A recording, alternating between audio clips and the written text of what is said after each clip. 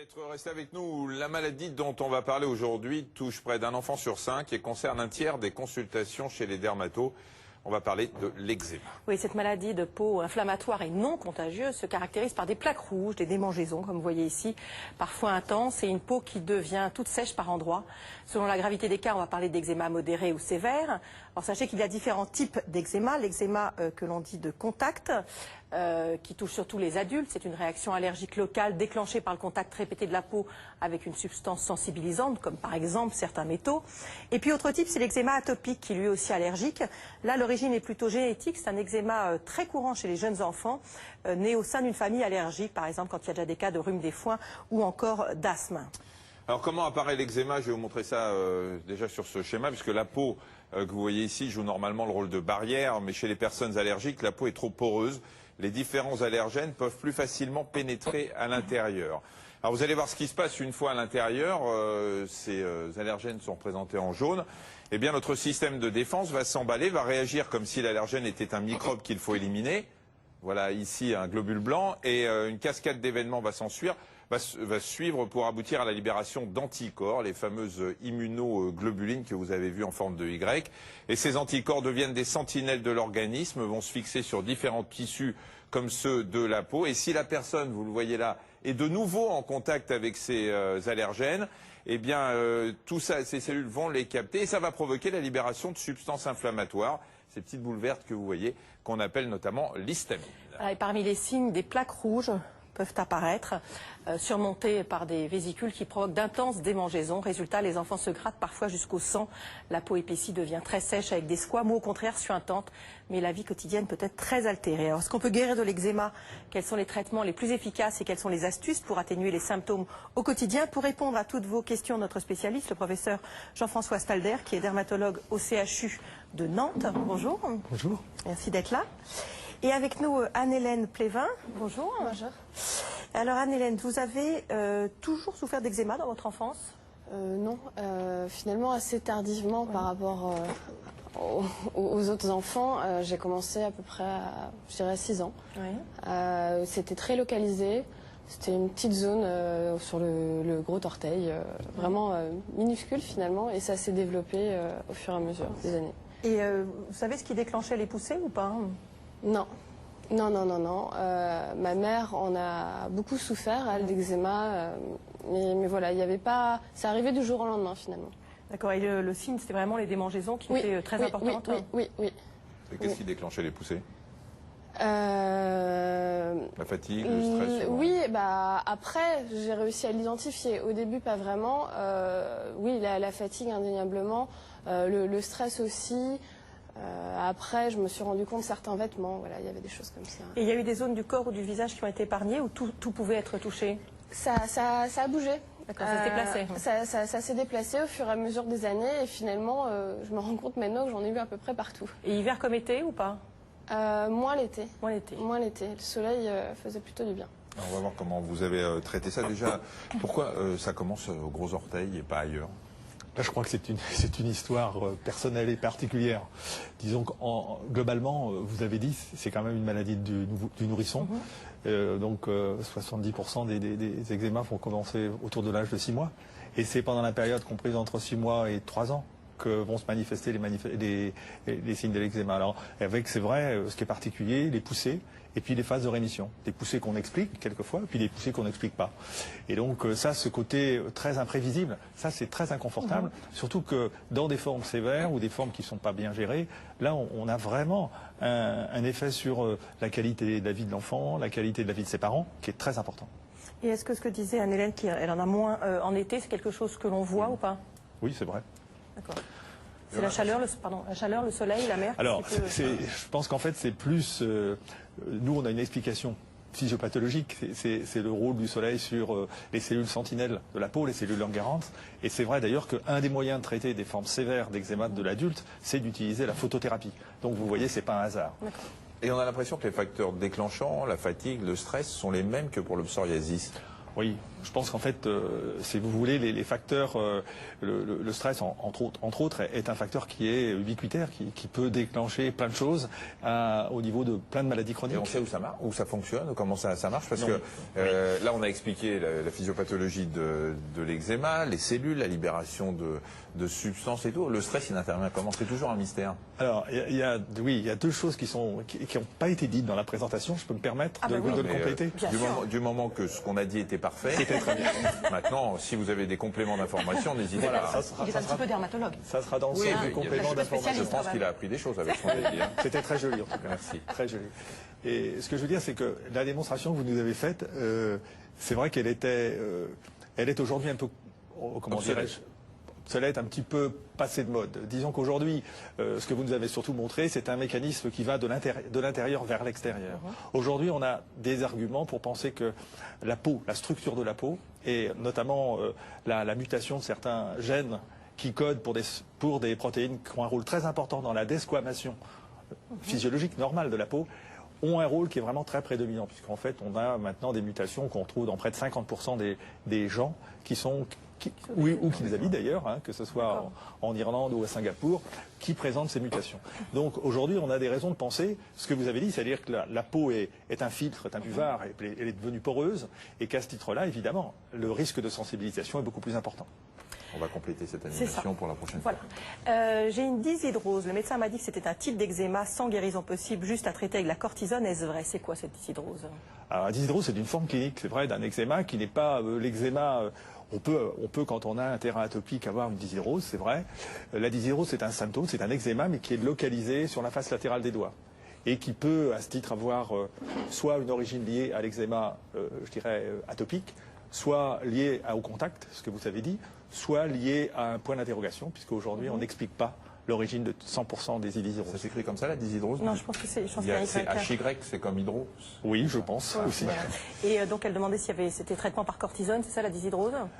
Les traitements, alors c'est vrai qu'il y a des traitements de la dyshydrose qui sont des traitements curatifs et puis des traitements aussi qui sont préventifs. C'est-à-dire qu'on peut essayer, à partir du moment où la dermite des mains devient permanente, à partir du moment où on garde une irritation, et ça c'est facile d'avoir une irritation quand on est une ménagère ou qu'on travaille de ses mains, à ce moment-là c'est vrai qu'on a des difficultés pour obtenir une cicatrisation normale. Et ça, c'est plus compliqué. Alors si en général, on l'a entendu, l'eczéma touche davantage les enfants et les adolescents, il peut parfois persister chez certains adultes. Ça peut nécessiter un suivi très régulier et des traitements parfois assez lourds. Manuel Bonzé et Ivana Juriza sont allés filmer une consultation à Lille. C'est à vous. Bonjour. Bonjour. Vous allez bien? Allez, vous. Entrez. Élise souffre de crise d'eczéma depuis toute petite. Il y a quelques années, elle a même dû être hospitalisée suite à des poussées particulièrement fortes.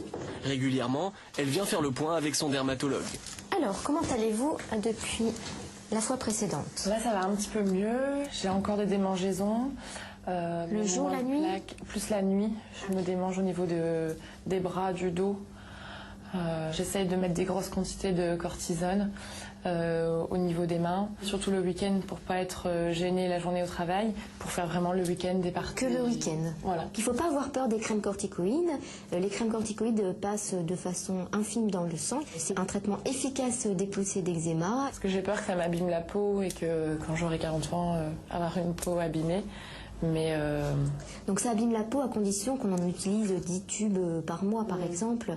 Les effets secondaires effectivement qu'on peut observer quand on en abuse trop, c'est une peau plus fine comme un papier de cigarette ou des vergetures ou des poils qui poussent. Mais si on en utilise de façon raisonnable, il n'y a pas d'effets secondaires. Comme à chaque visite, le médecin examine la peau de sa patiente. Et si son état est plutôt encourageant, c'est en grande partie dû aux immunosuppresseurs, un traitement prescrit uniquement dans les cas d'eczéma les plus sévères. Il y a une anomalie de la barrière cutanée, donc de la peau, mais il y a aussi une hyperréactivité du système immunitaire cutané vis-à-vis des allergènes extérieurs. Les immunosuppresseurs correspondent à des traitements qui vont diminuer les cellules immunitaires dans le sang et dans la peau et vont éviter à son système immunitaire de répondre aux allergènes extérieurs de façon exagérée. Bon, globalement, je trouve que c'est mieux depuis qu'on a mis en place le traitement de fond. Ce qu'il y a, c'est qu'il faut bien faire les prises de sang tous les mois. Vous les avez faites? oui. Oui, j'ai reçu la dernière, tout était bien. Mais bon, il faut quand même continuer à les faire tous les mois. La prise de sang, un passage obligé pour s'assurer que ce traitement très lourd n'a pas abîmé les globules blancs ni les reins de la patiente. Donc je vous remets donc la pommade, vous préférez la pommade plutôt que la crème. Pour les cheveux, vous avez encore de l'eczéma dans les cheveux? J'ai encore parfois des petites plaques. Donc oui, si vous pouvez remettre de la lotion aussi. Élise viendra pour une nouvelle consultation dans 3 mois. Donc la lotion... On va parler évidemment de cortisone, mais vous avez essayé beaucoup de choses ou pas? Oui. Donc de la cortisone, oui, des crèmes hydratantes, voilà, tellement que je me souviens plus de tout. Aussi des choses un peu moins traditionnelles, guérisseur, magnétiseur. Voilà. Je pense que c'est un schéma assez classique finalement. D'accord. Et la cortisone, vous continuez à en utiliser? Oui, pour les périodes de crise. Oui. Du coup, je mets ça. C'est efficace? Oui, c'est efficace. Je mets ça sur un temps déterminé. Voilà, c'est assez court. Les patients sont toujours réticents ou pas à utiliser de la cortisone? Oui, c'est un euphémisme, réticent. Oui. On parle les Anglais parlent de corticophobie. C'est pas une phobie, bien sûr, mais c'est vraiment un problème. Et c'est aujourd'hui, il faut bien le dire, l'obstacle majeur à l'adhésion au traitement. Parce que si vous voulez, très franchement, aujourd'hui on a des traitements efficaces de l'eczéma. On a des traitements efficaces, simplement faut-il qu'ils soient utilisés. Ils sont prescrits, et ils sont quelquefois prescrits sans démonstration, ils sont prescrits de façon un peu sans explication, ça on peut le reprocher, se le reprocher, mais à côté de ça, il faut qu'ils soient appliqués. Et c'est vrai que globalement, l'adhésion au traitement, si vous voulez, la compliance des patients vis-à-vis de leur traitement, elle est très basse. Pour un traitement local, elle est de 30%. Et quel est aujourd'hui le problème à utiliser de la cortisone? Je pense que le problème, il n'y en a pas beaucoup. Je crois que la particularité, c'est que beaucoup de gens, y compris des médecins, y compris d'ailleurs quelquefois des pharmaciens, mélangent la cortisone qu'on prend oralement et la cortisone qu'on applique sur la peau. Et il est évident que quand on comprend que quand on traite un bébé ou un enfant qui a une bronchiolite ou qui a une crise d'asthme avec un traitement cortisonné, on ne va pas attendre, on ne va pas mesurer, on accepte de le faire. Et ça, il faut savoir que la quantité de corticoïdes est supérieure à celle d'un traitement d'1 an avec des crèmes. Donc là, je crois qu'il y a une différence, une crainte exagérée, certainement, vis-à-vis de la cortisone. Vous avez eu peur, vous, des corticoïdes? Oui, parce que j'avais pas les explications, comme le disait le professeur Stadler. Et puis, je me suis rendu compte aussi que les doses que j'utilisais devaient augmenter, et la force des crèmes aussi. Et donc ça m'a, un petit peu inquiétée. Vous avez demandé où ça allait s'arrêter. Oui, Est-ce que la peau peut fabriquer une résistance aux corticoïdes? L'accoutumance n'est pas un phénomène fréquent, c'est vraiment très rare. C'est vraiment très rare. En fait, ce qui se produit la plupart du temps, c'est que les gens n'utilisent pas la quantité suffisante. Et à ce moment-là, voir réapparaître un rebond. Et à ce moment-là, on se demande si c'est la résistance. Et en fait, forcément, c'est pas ça. Stéphanie veut savoir si elle peut utiliser une crème corticoïde pour son eczéma pendant la grossesse et l'allaitement. Il n'y a pas de complications particulières. La grossesse et l'allaitement sont des périodes où quelquefois les eczémas peuvent être très gênants pour les mamans. On peut le penser aussi pour les bébés qu'elles attendent. Donc le traitement, dans tous les cas, le traitement de l'eczéma est quelque chose qui est très important. Un message essentiel, c'est vraiment l'eczéma n'est pas une fatalité. C'est quelque chose qu'on traite. Ma fille de 12 ans a de l'eczéma au niveau des paupières et autour de la bouche. Que faire quand la cortisone est inefficace, Coralie? On a des traitements qui sont des alternatives. Il y a beaucoup de gens qui nous disent que leurs traitements sont inefficaces. Alors on a vu que ça peut être le problème de la dose ou de la mauvaise application. Mais il n'y a pas que ça, c'est vrai. C'est-à-dire qu'il existe sur le marché depuis 5 ans des alternatives à la corticothérapie locale. Ce qu'on appelle le tacrolimus, qui est une molécule immunosuppressive, qui est efficace et qui a l'avantage sur le visage de pouvoir être utilisé sans contre-indication majeure, sauf à c'est une pommade. Sauf à ne pas se présenter au soleil de façon exagérée. Mais c'est quelque chose qu'on peut mettre autour des paupières, c'est quelque chose qu'on peut mettre autour de la bouche, et c'est pratique. Pour soigner l'eczéma, il y a les traitements, mais aussi les gestes du quotidien, souvent méconnus. Et pour donner un coup de pouce aux enfants malades et à leurs parents, il y a des écoles de l'atopie. On est allé à Lille suivre un cours d'éducation thérapeutique. C'est avec Emmanuel Bonzé et Ivana Juriza. Tu as une maladie, et comment elle s'appelle la maladie? L'eczéma. L'eczéma. Est-ce que tu peux l'expliquer? Comment ça se fait que tu as ça? Non. Alexis connaît bien l'eczéma et pour cause, il en souffre depuis son plus jeune âge. Pourtant, en ce qui concerne la prise en charge de la maladie, il lui reste bien des choses à apprendre. Et quand ça gratte, qu'est-ce que tu fais? Je dis à papa et papa il dit de mettre de la crème. Il n'y a que la crème. Tu prends jamais de sirop ou de médicaments pour faire arrêter de gratter? Non. Comme lui, ils sont une dizaine d'enfants accueillis 2 fois par mois dans ce service pour en savoir un peu plus sur leur maladie. Quand on a de l'eczéma, on n'a pas le petit ciment pour coller les briques. C'est le gras de la peau, ça s'appelle les lipides. Donc du coup, les petites briques, elles sont toutes mal rangées. Vu que les petites briques, elles sont mal rangées, ça fait des trous. Donc les trous, ils laissent passer les petits microbes, les petits facteurs irritants. Et c'est ça qui va venir embêter ta peau. Du coup, c'est ce qui va faire les rougeurs et c'est ce qui va faire que ça gratte. Des images et des explications simples, un travail pédagogique qui doit permettre aux enfants d'apprendre les gestes essentiels du quotidien. Dans un premier temps, qu'est-ce qu'on va faire? Mettre de la crème. Voilà, on va commencer à mettre de la crème. C'est une crème toute grasse qui va venir faire le ciment de la peau pour bien refaire la barrière de la peau pour éviter que les petits facteurs irritants viennent embêter votre peau. C'est important dans le sens où à un certain âge, l'enfant peut refuser un petit peu le soin, être un peu dans le déni de sa maladie. Donc s'adresser à lui va lui permettre de s'autonomiser dans le soin, de comprendre aussi sa maladie et ce qui va faire qu'il va plus l'accepter et mieux le vivre au quotidien. Et le côté ludique semble porter ses fruits. Après 1 heure de discussion, les enfants repartiront avec en poche quelques précieux conseils.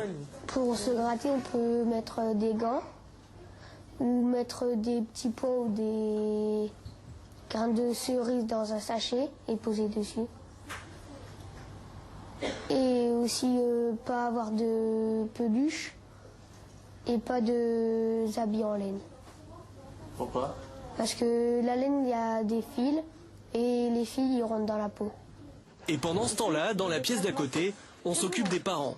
Vous allez essayer de me les trier. Donc les crèmes qui sont fortes, celles qui sont moyennes et celles qui sont faibles. Face à l'eczéma de leurs enfants, beaucoup d'entre eux s'avouent parfois un peu dépassés. Je sais plus ou moins, mais ça dépend en fait, parce qu'il y a des fois, par période, ils sont en très grosse poussée. Et là, on ne sait plus trop... Donc là, ils nous apprennent comment mettre les crèmes, ce qu'il faut faire en cas de crise. Donc j'ai toujours quelques conseils à prendre. Lors d'une consultation médicale traditionnelle, souvent les patients ne sont pas informés suffisamment ou ils sont surinformés, ont des informations contradictoires et devant le manque de connaissances, ils n'appliquent pas correctement les traitements, se désespèrent et voire abandonnent. Des écoles de l'atopie comme celle-ci, il en existe aujourd'hui une 15aine en France. Voilà, justement, pour avoir les adresses de ces écoles, vous allez sur notre site www.allodocteur.fr. Tout sera dessus. Des traitements, vous avez dit, vous avez vu des guérisseurs, vous avez vu un peu, c'est peut-être que ça relève de ça, on va voir ça tout de suite. Marie nous dit, eczéma de la tête aux pieds à 16 ans, des séances de prise de sang dans le bras réinjectées en intramusculaire non guéri. Pourquoi? C'est à suivre, c'est à ne pas suivre? Disons que ça devait être ancien, j'imagine. Aujourd'hui, c'est pas la norme. Ce qu'il faut savoir, c'est que beaucoup de patients imaginent que le traitement c'est mystérieux. Enfin, c'est très compliqué. En fait, ce qu'il faut comprendre, c'est qu'il y a un consensus entre les médecins en France, mais aussi à l'étranger, et qu'aujourd'hui on participe et on utilise les mêmes stratégies. Et chacun ne fait pas ce qu'il veut dans son coin. Chacun ne fait pas ce qu'il veut dans son coin. Et donc là, il y a des règles du jeu et qu'il est important de les transmettre et d'informer les gens sur ce qui fonctionne et ce qui ne fonctionne pas. D'accord. Ma fille était couverte d'eczéma et tout a disparu grâce à des pilules d'huile de foie de requin. Marie-Laure, là aussi, c'est... Voilà, c'est-à-dire que, si vous voulez... on n'a pas abordé cela, mais ce qu'il faut comprendre, c'est que l'eczéma, c'est quelque chose qui évolue, avoir poussé par rémission, et puis il y a des fois où ça finit par s'éteindre. Et évidemment que quand on a pris de l'huile de foie de morue avant que ça s'éteigne, évidemment on a tendance à penser la même chose... C'est de l'huile de foie de requin. Ou de requin, excusez-moi. Non, mais je vous en prie. On massacre les requins pour ça. Sabrina a un fils qui a 2 ans et demi, qui fait souvent de l'eczéma. À quel âge pourra-t-il faire des tests chez un allergologue?